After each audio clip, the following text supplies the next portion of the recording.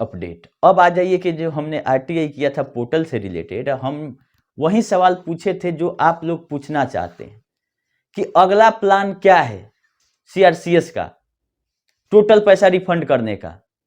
मेरा 8 सवाल था, 8 सवाल को एक एक करके हम बताएंगे आप लोगों को।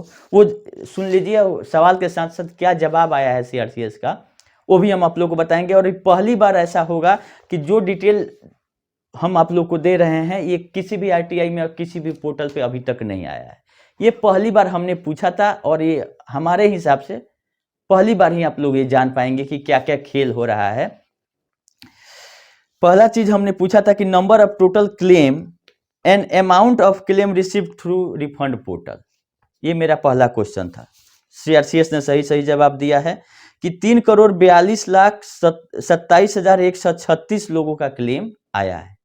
3,42,00,000 कब तक? 7 जनवरी 2024 तक।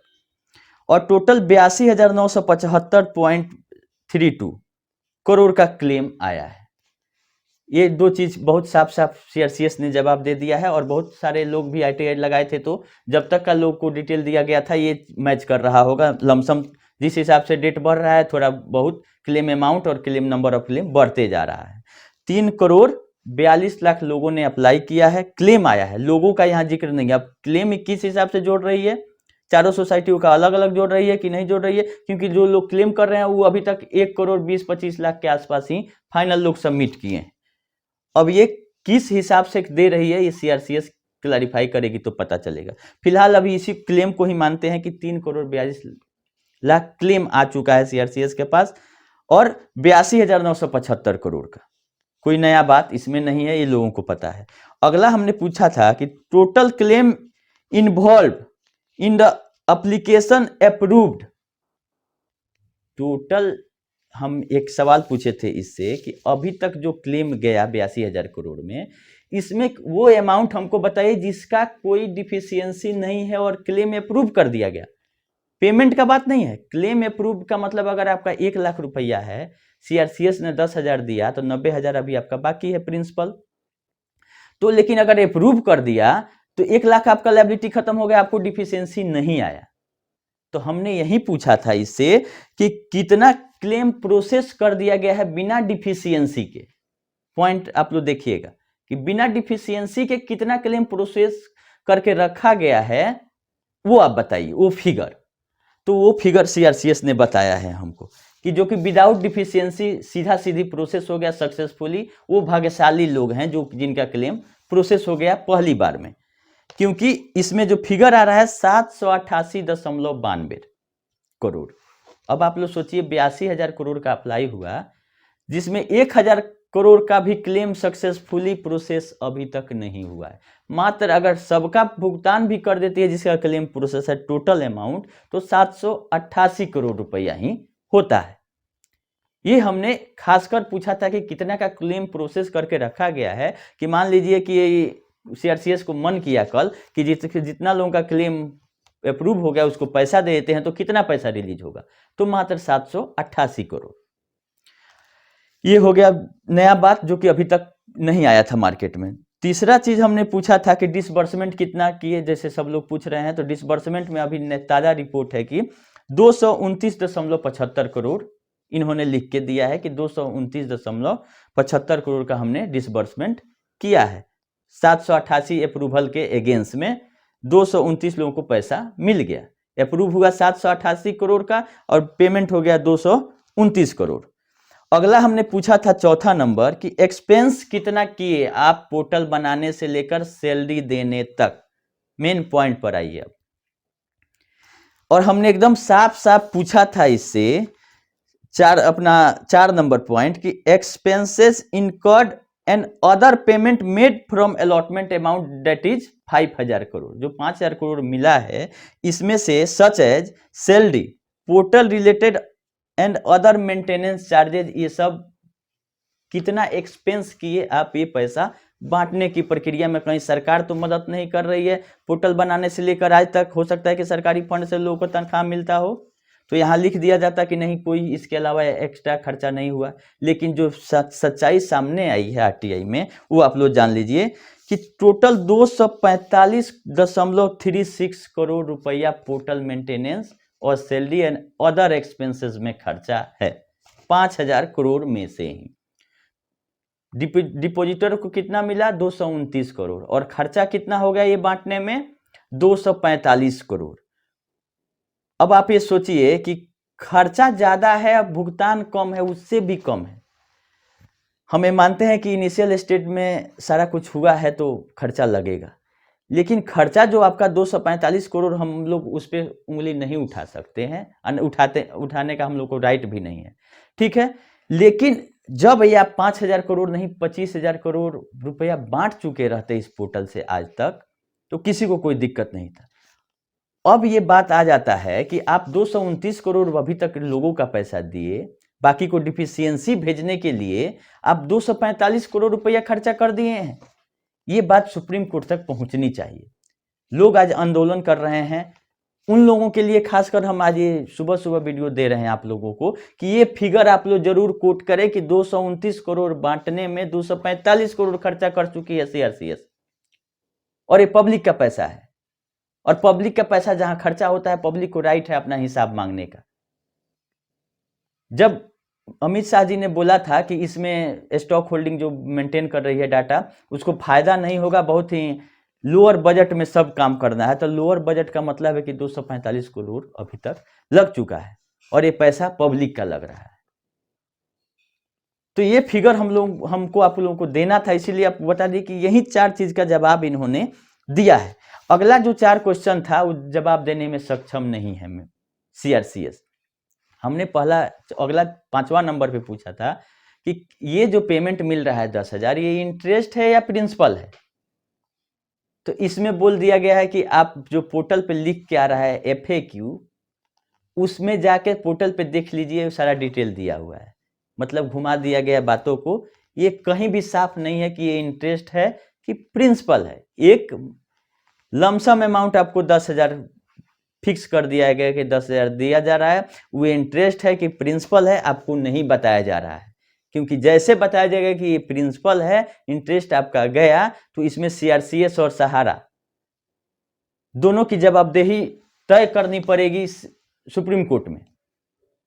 इसीलिए अभी साइलेंट मोड में दोनों का मिली भगत से काम चल रहा है। सहारा को भी यही सूट कर रहा है कि इंटरेस्ट नहीं देते हुए 10,000 रुपया चुपचाप दे दीजिए, बाद में डिसाइड किया जाएगा कि ये प्रिंसिपल है कि इंटरेस्ट है।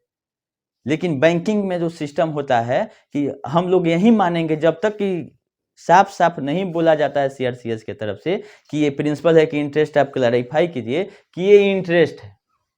कि अगर हम 1 लाख जमा किए थे, वो विथ इंटरेस्ट हमको 2 लाख मिलना था, तो जैसे बैंक क्या करती है, आपका प्रिंसिपल नहीं घटाती है, मेरा इंटरेस्ट पहले दीजिए आप, प्रिंसिपल एज इट इज खड़ा रहेगा।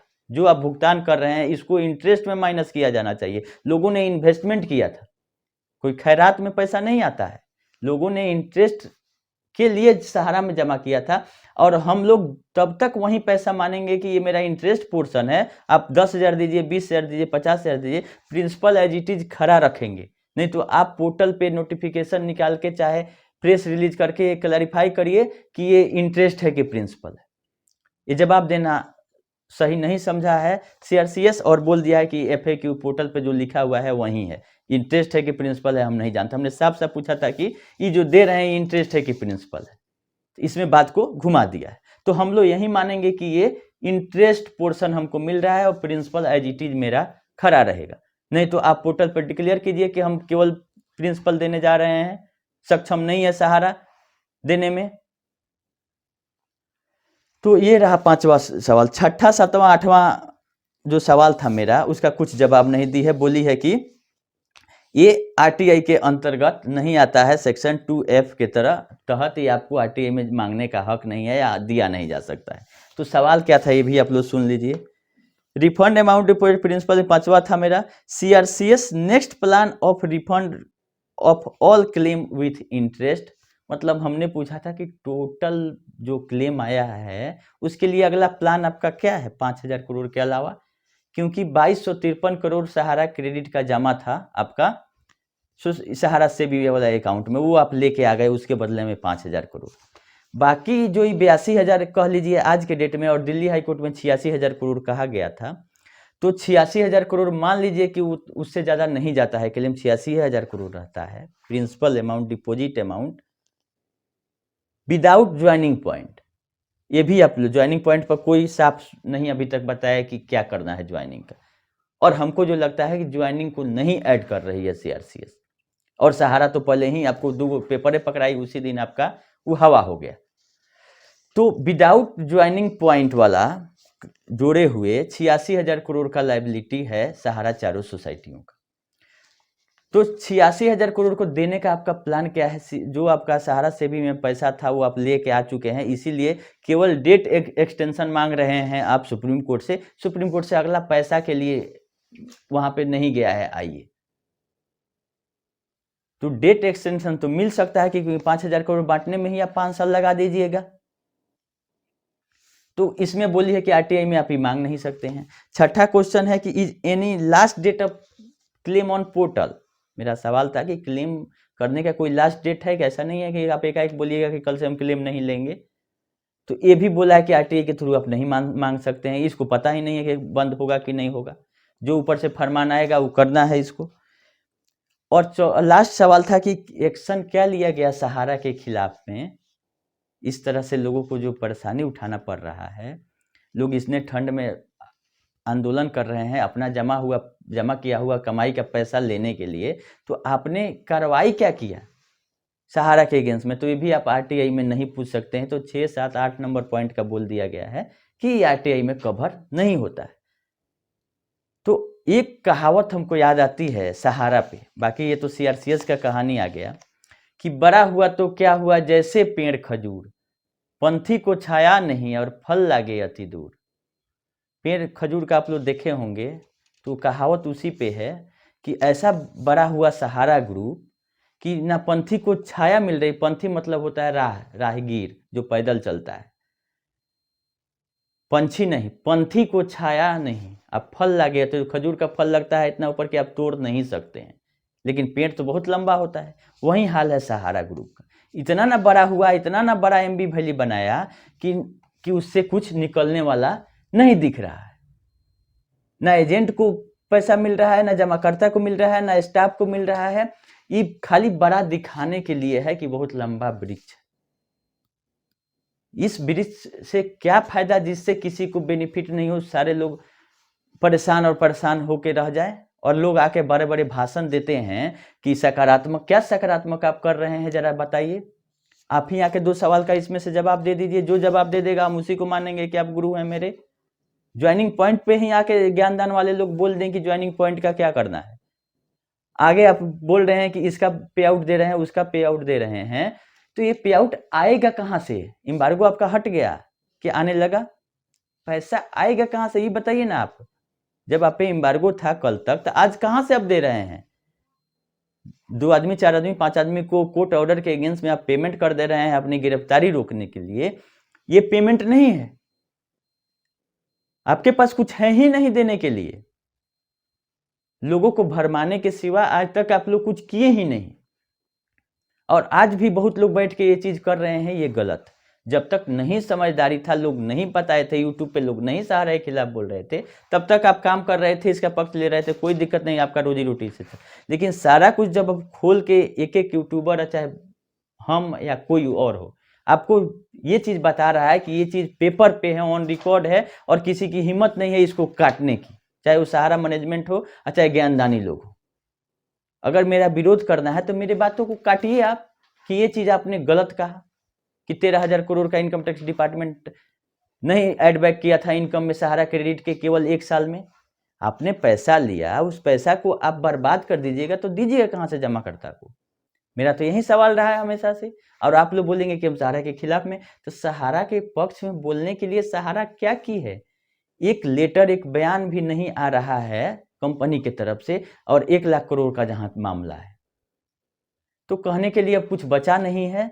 जो लोग समझदार हैं वो लोग समझ चुके हैं, और जो लोग नहीं समझे हैं वो कभी समझेंगे भी नहीं, तो उनके समझाने से कोई फायदा नहीं है। ये अपना खजूर के पेड़ पे लटके रहें और खजूर के पेड़ से जो रस निकलता है उसका पान करते रहे। खैर यही जानकारी देना था। आज आंदोलन में बहुत लोग ये कर रहे हैं, पूरा भव्य कर रहे हैं, ये भी जरूरत है क्योंकि सीआरसीएस ने जो किया है पोर्टल बनाने से लेकर अभी तक का खर्चा 245 करोड़ और भुगतान 229 करोड़, इसी चीज को आप लोग हाईलाइट कीजिए। और 82,000 करोड़ में मात्र 700 करोड़ का ही प्रोसेस हुआ सक्सेसफुली। इसका क्या मतलब है कि आपका प्रोसेस करने का तरीका गलत है। क्या जब 245 करोड़ रुपया खर्चा हो सकता है पोर्टल पे, तो लीडी अप्लाई करना क्यों जरूरी है? जब आपका फॉर्म जमा कर दे रही है सहारा, तो आपका सिस्टम फिर से उसको पुनः विचार के लिए ऑटोमेटिक क्यों नहीं ले पा रहा है? ये तो किया जा सकता है सॉफ्टवेयर की मदद से। अगर आपको समझदारी नहीं है, नहीं समझ, तो पढ़ा लिखा इंजीनियर खाली घुसे वाला मत रखिए, टीम में रखिए जो कि जानकार हो, जो सिस्टम को कर सके। जबकि 3 करोड़ लोगों को परेशान करने से अच्छा है कि आपका जिसका सहारा के गलती के कारण, चाहे वो फॉर्म स्कैन नहीं हुआ हो, चाहे उसका ये शेयर होल्डिंग का डाटा नहीं आया हो, अगर इस डिफिशियंसी से आप रिजेक्ट किए हैं तो रीटेक आप काहे नहीं कर रहे हैं कि आप इंतजार कर रहे हैं कि लोग आएंगे और रीसबमिट करेंगे तो हम फिर से फाइल देखेंगे। जब 80% लोगों का खाली यही डिफिशियंसी है कि आपका फॉर्म अपलोड नहीं है, डाटा मैच नहीं कर रहा है, तो इस सहारा से लीजिए आप, और पुनः विचार के लिए आप उस बॉन्ड को ऑटोमेटिक लीजिए। ये 245 करोड़ जो खर्चा हुआ है लोगों को अप्लाई कराने के लिए, री अप्लाई, तो पोर्टल पे इतना पैसा लगाने का क्या मतलब है? कैसे इंजीनियर है जो कि नहीं कर पा रहे हैं? तो सवाल उठना लाजमी है सीआरसीएस और सहारा के। तो बातें हटाइए, सीआरसीएस के सिस्टम पे भी अगर कि सहारा से मिल के, चाहे सहारा के अगेंस्ट में जो भी काम सीआरसीएस कर रही है उसको लोगों को परेशान नहीं करते हुए भी किया जा सकता है। एक्सपेंस को कोई मतलब नहीं है कि 245 करोड़ आप खर्चा कर दिए तो नहीं हो, इससे कम में भी हो सकता था, ऐसा तो हम नहीं कह रहे हैं, लेकिन आप भुगतान कर दिए रहते 5,000 करोड़ का, अगला 25,000 करोड़ सुप्रीम कोर्ट से अगर डिमांड कर दिए रहते तो किसी को कोई आपत्ति। अभी तो आपका ये सिस्टम है, क्या गारंटी है कि सुप्रीम कोर्ट रेट बढ़ा देगी? आपको अगर कल सुप्रीम कोर्ट का आदेश आ जाता, क्या सुप्रीम कोर्ट को सीआरसीएस चला रही है या सरकार चला रही है कि जाएंगे 300 करोड़ हम बोलेंगे कि पोर्टल बनाने में हम खर्चा कर दिए, हमको पैसा दे दीजिए? अगर सुप्रीम कोर्ट रोक देता है कि ये प्रक्रिया से नहीं होगा भुगतान, तब क्या होगा? 300 करोड़ का आप पहले से सब कुछ जान रहे हैं कि सुप्रीम कोर्ट अगला पैसा दे देगी, एमबी वैली नीलाम होगा कि नहीं होगा, इसके अपने सिस्टम से पेमेंट होगा कि नहीं होगा, इसका लिक्विडेशन कर रहे हैं, कुछ क्लियर नहीं है। 250 करोड़ आप खर्चा कर रहे हैं पोर्टल बनाने में, और 9 महीना बीत गया, भुगतान 5,000 करोड़ का भी नहीं किए हैं आप। 5,000 करोड़ अगर पेमेंट हो गया रहता तो होता कि जाने दो, 200-250 करोड़ लगा, 5,000 करोड़ लोगों के खाते में आ गया, लेकिन खाते में पैसे नहीं आए और एक्सपेंस इतना हो चुका है। जो ये आरटीआई मेरे द्वारा लगाया गया था और इसमें ये सारा चीज आया है, आप लोग इसको कहीं कोट कर सकते हैं। हम ये आप लोगों को बोल रहे हैं कि क्योंकि मेरे चैनल पे 200% वेरीफाइड और अपने से किया हुआ डिटेल आता है सर्च करके, किसी को सुन के हम नहीं बताते हैं। इसीलिए आज तक एक भी वीडियो या थंबनेल या कोई स्ट्राइक या कोई ऑब्जेक्शन या कोई नोटिस इस चैनल पे नहीं आया है, और इसका एकमात्र कारण है कि फैक्ट चीज बताना, और जो जेन्युइन है, चाहे वो सहारा का पक्ष में हो, विपक्ष में हो, सरकार के पक्ष में हो, जो जेन्युइन गाइड कर सकते हैं वो हम कर रहे हैं आप लोगों को, और ये करते रहेंगे। आंदोलन को भी बड़ा कीजिए कि ताकि इस पे जो सरकार का जो तरीका है, रवैया है, वो बदले। हम सपोर्ट करते हैं सारे लोगों को, इतने ठंडी में दिल्ली में बैठे हुए हैं। खैर अभी के लिए इतना ही, धन्यवाद।